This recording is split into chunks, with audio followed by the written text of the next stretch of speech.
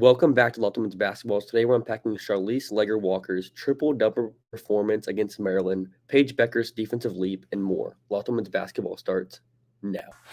Ogunbowale for the win. Good! You are Locked On Women's Basketball, your daily podcast on women's basketball.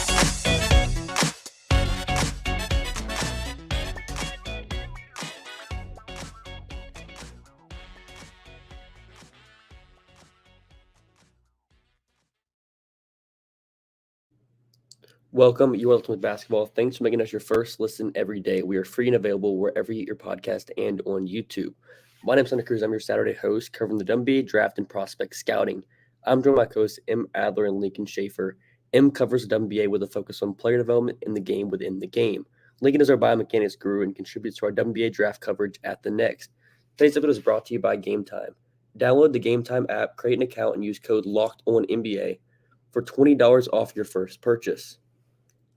So today we're going to open up with a conversation into Charlisse Leger-Walker's triple-double performance against Maryland, a really explosive performance, one of the best prospect performances of the season thus far. And I'll give it to you, Em, to kind of give us a little bit more on this performance. The first thing I'll say about it is that this is, I think hands down, I've been really in-depth scouting players for about the past 4 years. And this is, if not it's one of the greatest playmaking performances we've seen from any legit prospect over this span. I mean, Caitlin Clark has had near 20 assist games multiple times. And, it required a lot less work on her end than what Charlisse Leger-Walker was doing against Maryland. And Maryland, we've seen this season, they are obviously not nearly as good of a team as they were thought coming into the season. And their defense is not a good defense at all. But that doesn't say anything about what Charlisse Leger-Walker was doing. It doesn't take anything away from that, because the team on Wazoo's side, they scored as many points as they did. It was a great offensive performance, but if they had actually hit the open shots in the first half that Charlisse was helping generate for them, they would have absolutely challenged for 100 points. Charlisse Leger-Walker would have been near 20 assists. There were multiple just wide open threes that she generated for her teammates that the Cougs just didn't hit. And it is really hard to overstate what was going on in this game. And it's also kind of a shame. This game was not only on Flow Hoops, but it was not uploaded to YouTube as a live stream, which Flow Hoops does with other games. It's kind of hard to access. Hopefully, I haven't checked, but hopefully it's up on YouTube. If not, hopefully someone uploads clips of it soon. We have some clips from the game that we'll happily be uploading and clipping at different points in time. But it's just I cannot overstate how ridiculously impressive what Charlisse Leger-Walker was doing, just in terms of the ability to manipulate not only the primary defenders in the pick and roll, which we've seen her do for years, but be able to make those second level reads, be able to open those skip passes, be able to, what I think is the most impressive is be able to open the hockey assist for herself. Hockey assist, soccer assist, secondary assist, whatever you want to call it. It's where you pass to a teammate who passes to the open shot. And it was just incredibly impressive how much she was able to move defenders to pass to someone who would then open a shot. There were a couple times she even basically started a swing around the horn that generated an open three, and she basically seemed like she knew it was going to be there. The knowledge, this comes with a familiarity and a chemistry of the personnel that you can only really have in a system like the Cougs, where, 4 of the 5 starters have played together for at least a year. I believe 3 of them played together for multiple years. The sort of one newcomer to the starting lineup is a grad transfer who was on the Becky Hammon mid-major player of the year watch list for several years. So, these aren't new faces, fresh faces, players having to make big leaps. So there is some familiarity there. And I think, it really made me think differently about her. Lincoln, we talked preseason, we especially talked on the board and in our discussions about, how to balance Leger-Walker feeling more like a two guard, but also, wanting her to be your primary pick and roll handler. Did this game, and I guess the season at large, especially the Gonzaga game, I think is their other game against legit defense, did that change anything for you in terms of how you view her? I don't think that it's really changed much for me. She's still an incredible playmaker who can really just create good looks. The thing that changed between the Gonzaga game and this Thanksgiving tournament is that she's stopped forcing shots Hmm. herself, really. Um, the first four games, she was taking double-digit shots in every single one of them, and the last three games, she hasn't taken more than 9 shots in one of those games, and has kind of taken on a heavier playmaking load. Not that she was not already putting up really impressive assist numbers, but to go from games where she's 7 of 14 from inside the arc to games where she's 5 for 8 from the field is a pretty big change in mentality. That Gonzaga game was her biggest scoring output of the season, and there were some really impressive plays that she made in there, just getting to the rim and hitting threes, hitting 1 3 at least. But she's been the best player on this Washington State team. That, of course, they made that Cinderella run in the Pac-12 tournament and endeared themselves to so many people, including Shania Twain. But to see them continue that momentum into the new season, and they're getting big contributions from Bellamir Katete, who's just a really fun big, and just the way that they're playing is at a high level right now, and they're having a lot of fun playing it. And Charlisse Leger-Walker is, to me, maybe the best passer in the country. It's close. She's just such a smart basketball player. Yeah, I think I definitely did not. Somehow I think we were on very similar pages with our profile of her coming into the season, but I think, sorry, this game, in terms of what it showed about her ability to make those reads, and consistently and be able to really balance that load, but just the extent of the playmaking, the extent of it throughout the entire half court. And, it made me reflect on things that we might have seen from the Gonzaga game before, and that kind of performance. And I guess it's just, maybe it's not totally overhauling how I've thought of her, but it is, at least raising to me the speculative possibility that maybe, there is a lot more possibility of, being not a combo guard primary ball handler, but a point guard primary ball handler. And I think that changes, what we need from her because of, the concerns with the consistency of the off-ball shooting, at least. Not that she's bad, to be clear, but just, the WNBA has very high standards for off-ball guards. It is what it is. I know the three of us don't think the same way as that, but, it is what it is. And, she's a player that's just so much fun. We really hope that comes through. If she's a point guard, I think this definitely changes the evaluation on her.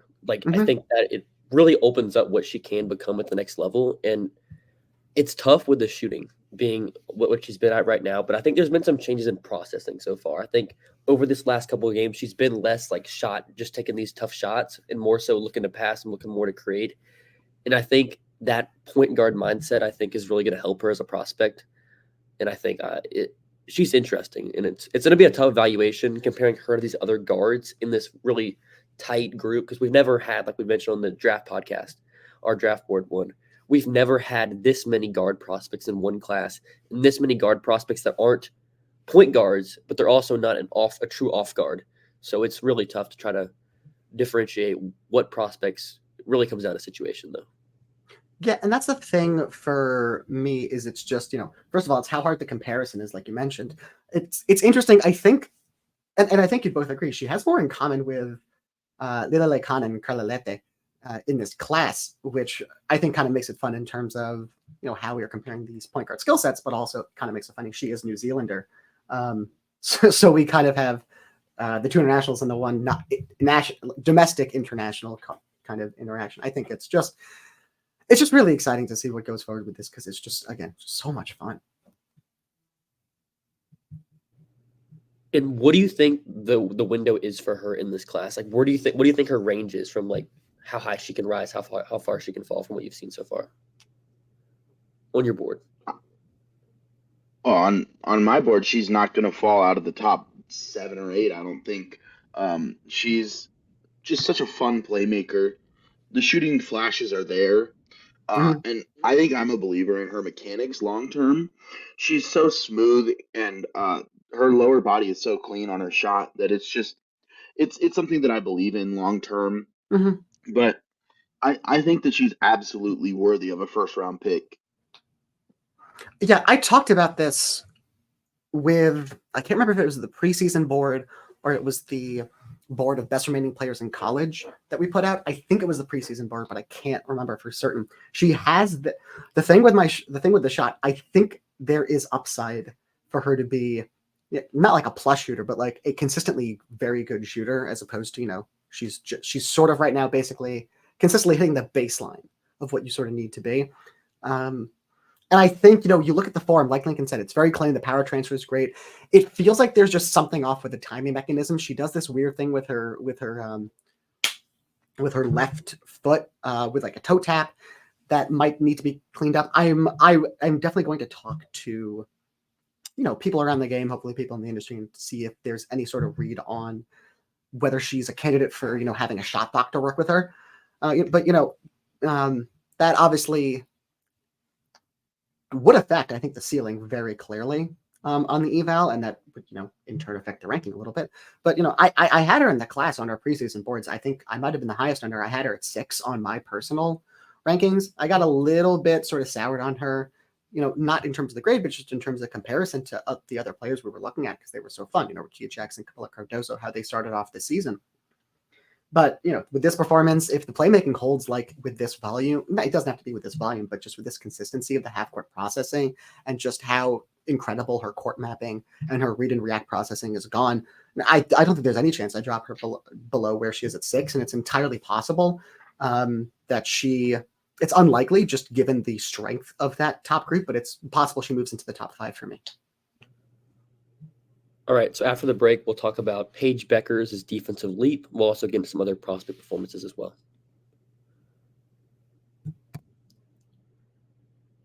You shouldn't have to worry when you're buying tickets to your next big event. Gametime is the fast and easy way to buy tickets for all the sports, music, comedy, and theater events near you. With killer last-minute deals, all in prices, views from your seat, and their best price guarantee, Gametime takes the guesswork out of buying tickets. With zone deals, you pick the section, and Gametime picks the seats for an average of 18% savings. And the Gametime guarantee means you'll always get the best price. If you find tickets in the same section and row for less, Gametime will credit you 110% difference, 100% of the difference. Download the Gametime app, create an account, and use code LOCKEDONNBA for $20 off your first purchase. Terms apply. Again, create an account and redeem code LOCKEDONNBA for $20 off. Download Gametime today, and last-minute tickets, lowest price guaranteed.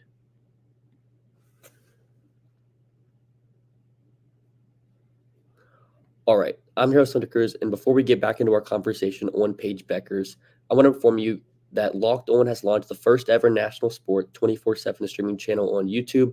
Locked On Sports Today is here for you 24/7, covering the top sports stories of the day with local experts of Locked On, plus our national shows covering every league.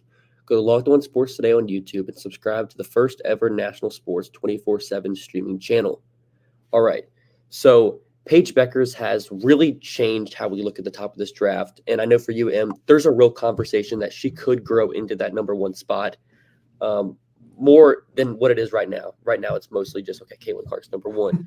But with what we've seen from Paige Bueckers on defense, the defense has been really high level. Like, it's been plus from what we've seen in the past. In the past, we've been talking about her just as not a good defender. So what have you seen from her growth on that end? Right. So just to be clear, it's very clearly plus from what we've seen before in terms of relative. Right. Deep.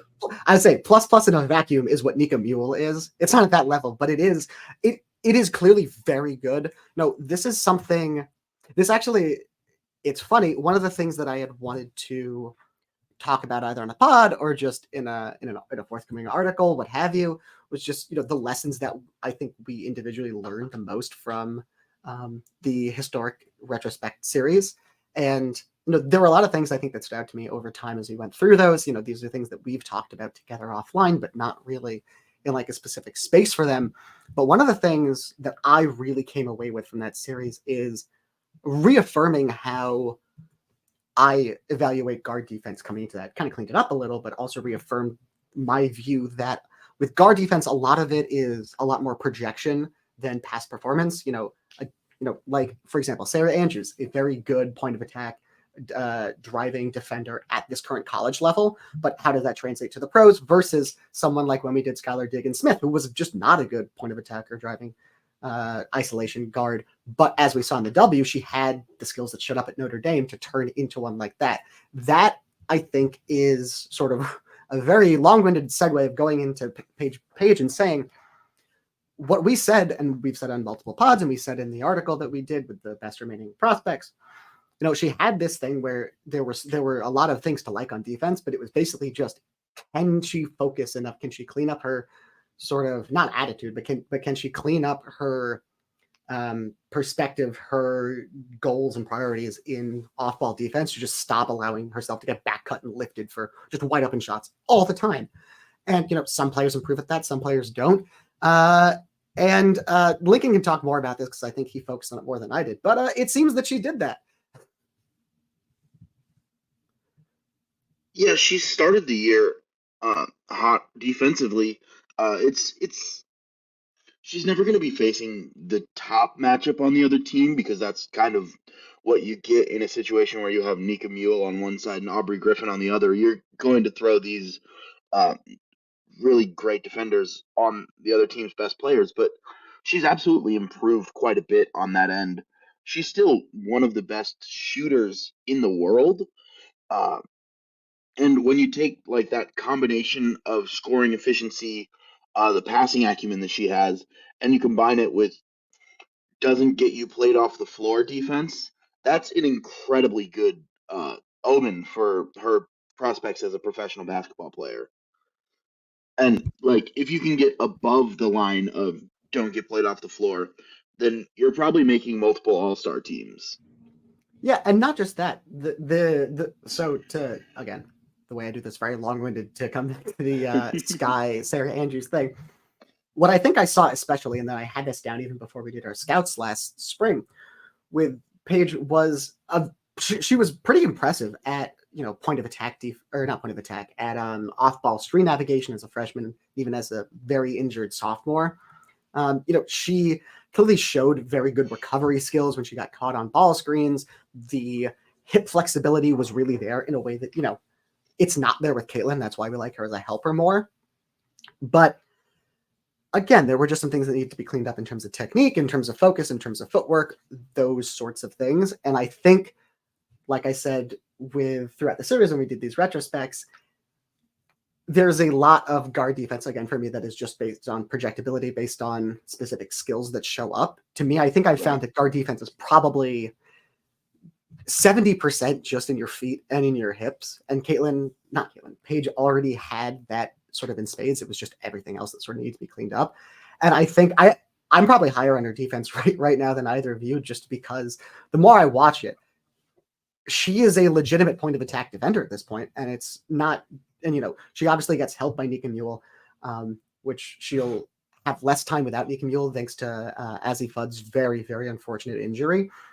But, in the times when Nika was off and Aubrey was on, Aubrey doesn't guard, your most of your point of attack defenders, just because in keeping the scheme as it is, allowing Aubrey to help more. And so you had a good amount of reps of Paige at the point of attack. And frankly, I might project her as a plus point of attack defender at this point.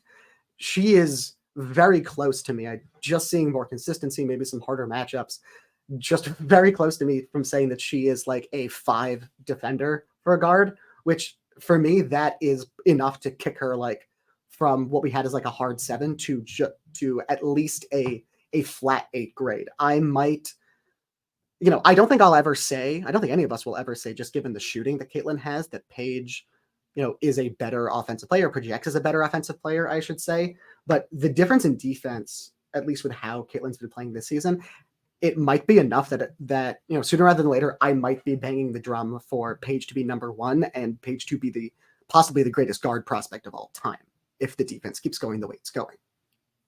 And obviously, Paige has really good size for a guard, and she's always been a really solid lateral athlete and really good creating space on the offensive end. And finding ways to get that lateral athleticism to translate to the defensive end is a credit to that coaching staff and a credit to her work that she's put in during her recovery from these lower body injuries. Yeah, and if you want to talk about micro skills, we talk about the ladder athleticism. One thing that's really hard, I think, for underclassmen, especially freshmen, to get with that, even with the athleticism, is to really make sure their closeouts are clean. I think that's one of probably the most underrated skills. And one of the things that, it's not the hardest thing to clean up, but it does require a lot of sort of technique and a lot of thought changes to sort of recoach it. Her closeouts have been excellent. She is incredibly using her speed to close out hard, but also sort of stop in a dime and maintain a sort of two-way go, contest the drive and the shot. It's incredibly impressive and very important for a guard. All right, so after the break, we'll get into some other top prospect performances of the week.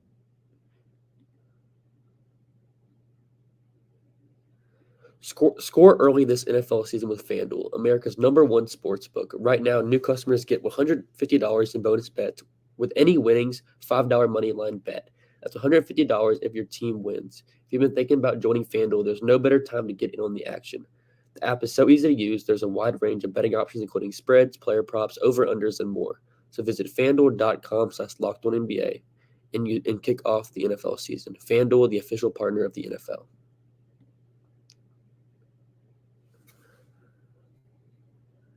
All right, so I want to kick off this last segment talking about maybe one of the most impressive guard prospects of so far this season has been Charisma Osborne at UCLA. Through 5 games, she is shooting, this is not going to stand up, but she's shooting 55.6% on 7.2 attempts per game. Last season, she had a shoulder injury. And before that shoulder injury, she was getting talks about being a potential top 5 prospect in the class. So far this season, from in the last season to now, she kind of fell a little bit on our board. But what have you guys seen from her so far this year? I think there's some impressive stuff, like Lincoln talked about a couple episodes ago with her guard defense, with what she can do as a ball handler, secondary ball handler. If she is really a good shooter, at least an above-average shooter, what is like the window, do you guys think, for her? Do you think she could be like a 40, 45? What do you guys out on her? Yeah, I think that absolutely slides her back up into the first round for sure. 45, maybe a 50 if you provide legitimate, even if it's like, 38, 39% shooting on pretty high volume instead of, the insane numbers that she's been putting up this season. That's a very valuable archetype, is someone who's kind of a 3-and-D guard who is going to provide value on the defensive end, guarding multiple guard positions. She's really quick, and the way that she can also create space is very fun to watch. She's fun off the ball, and she has some utility on the ball. They've obviously played some pretty decent teams. They crushed Purdue in their the season opener, and then last night they beat UConn by 11. Obviously, a depleted UConn team, but Kiki Rice and Charisma Osborne really have shown that they're some of the best guards in college basketball, and that UCLA, I might have been underrating them, I think.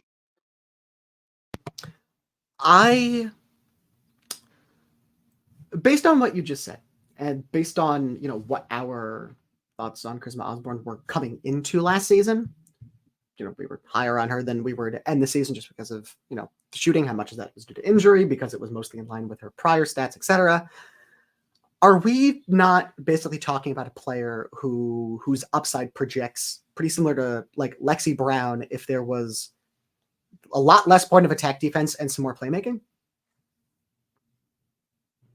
Yeah, I like that. Yeah. And I guess just how does the value change there if you take a little away from because when you talk about a 3-and-D guard, you talk about someone who is off the ball on offense, but on the ball on defense. So if we shift a little bit and you're saying sort of combo on offense, more off ball on defense, not that I'm saying she can't be on ball on defense, but again, limited reps there, mostly because of scheme and, the past 2 years because of her teammates. You want Kiki Rice on the ball, but I'm just wondering how that seems like not a bad skill set at all, to be clear. It does seem like something that's at least a little bit trickier to slot into a team if, there are cold streaks or if, one skill or another doesn't hit like the upside as projected.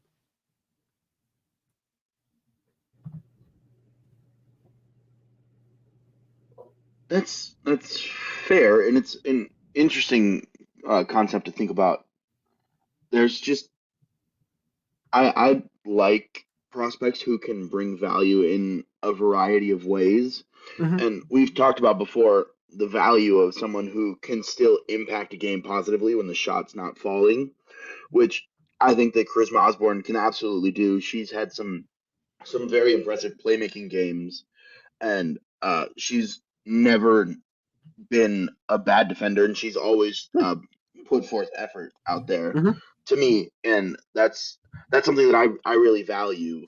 That even if the shot's not falling to a greater degree, she's still adding value and adding win probability to her team's games by doing the little things. I guess my main thing there is just how much of being able to call her, a WNBA player, not a prospect, but a player, how much does that hinge on the defense being able to hold up at the point of attack?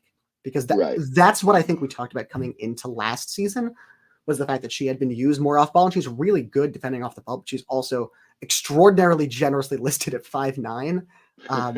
And she's looked good on the ball when she's been there, but Which I understand that. Yeah. It's an interesting conversation that we'll continue to have throughout the season, I'm sure. yeah, that's what we're here for. Interesting conversation. Is there anyone else that's kind of stood out for y'all over this last week? I mean, obviously, in this class, things have been going up and down. I think Jewel Spear, you can you watch Jewel Spear as much as any of the rest of us, and she's had some super fun flashes this week.